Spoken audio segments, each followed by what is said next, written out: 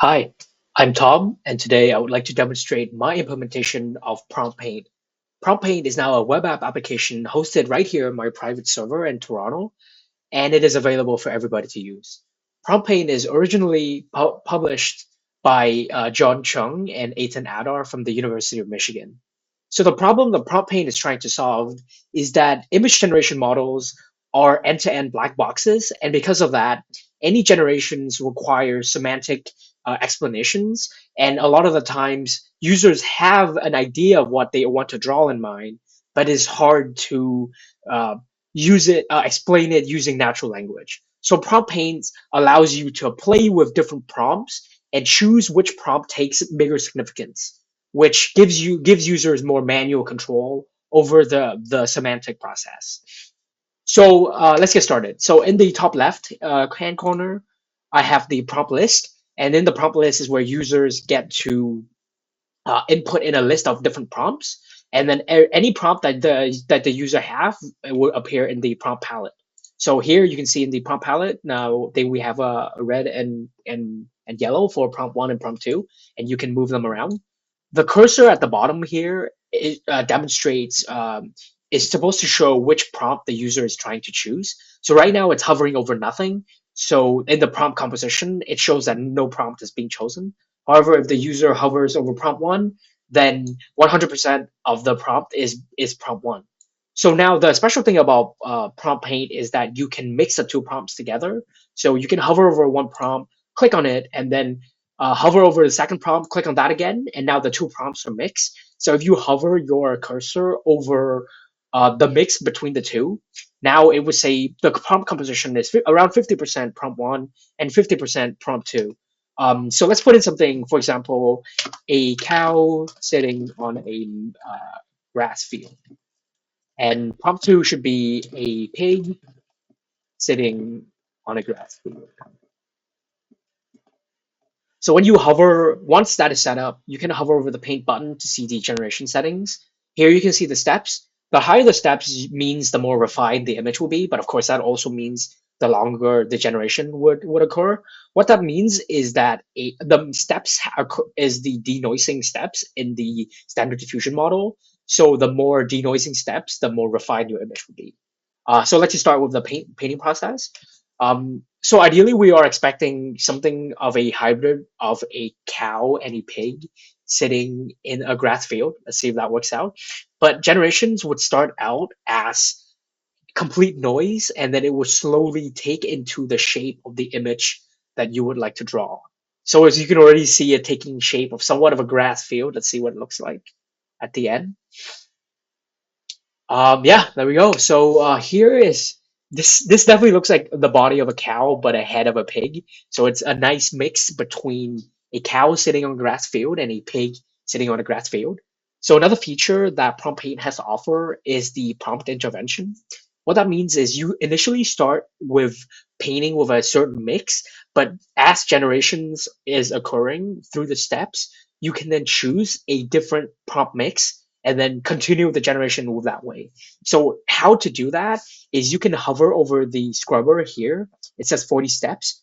You can select backward into the previous noise latent representation, and then you can continue to paint from that step. So let's start with step 8. So let's add in another prompt and say robot. So let's drag that out, and if we now hover the the cursor over or the crosshair over prompt 3, it would now say prompt composition is 100% prompt 3. And you can also see the generation timeline. Here it says step 0 to 8 is done from this mix. And now if you continue to paint, it would now be in the mix of prompt 3 instead. So let's continue from here. So ideally, we are expecting the same shape, the same animal shape, but looking like a robot. Let's see how that works out. Sometimes it doesn't work, so we would have to redraw. Um, yeah.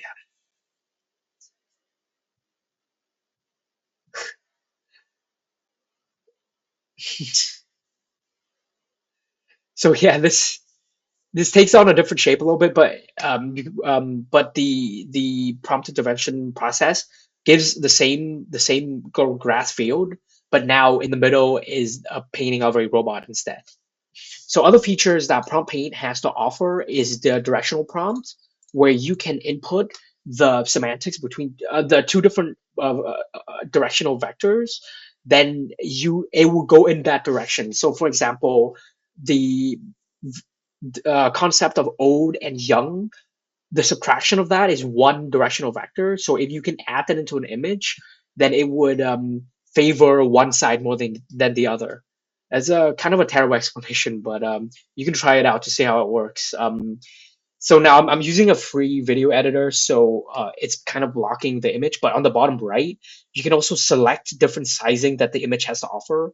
So for example, here, yeah, you can select and you can continue the generation from there, and it would just paint naturally into this canvas dimension.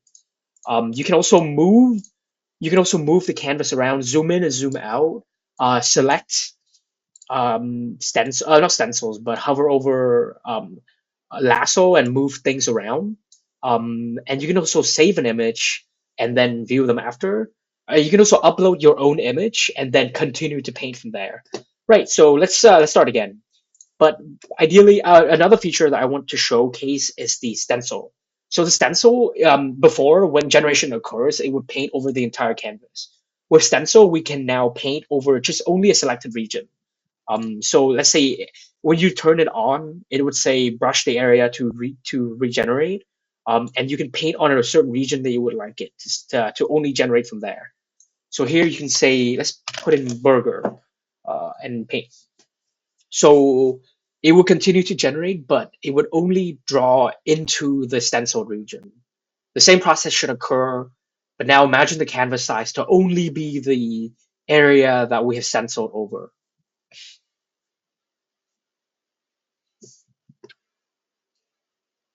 There we go. It's already somewhat resembling of a burger. Let's go ahead and just remove that layer, and I can showcase something else. But let's put in beautiful landscape with no gimmick. Uh, and I want to show further how prompt stencils would also work. Um, and we can add in another prompt completely separated, but let's put in yacht or ship. Mm, Sail. Let's try that. So in this landscape is being painted. Yeah, it looks pretty nice. So now with stencil, we can hover over it, select stencil again.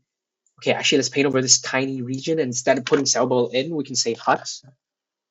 And let's drag it over and continue to draw from there. I'm gonna decrease the step size to make it quicker. I'll say 30 steps.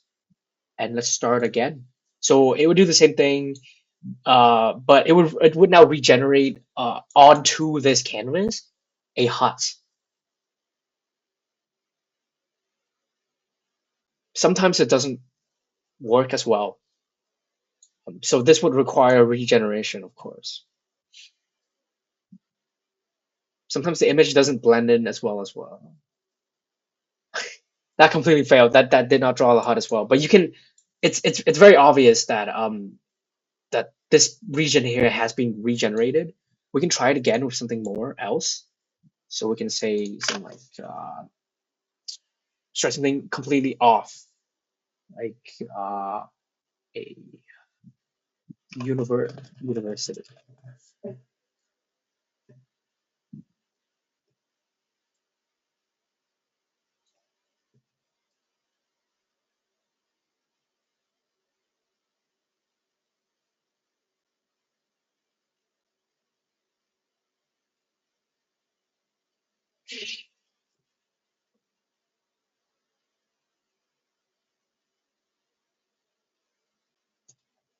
That looked terrible. Anyways, in the about page, you can also see the features that PromptPaint has to offer, and also the math behind each feature, how they work.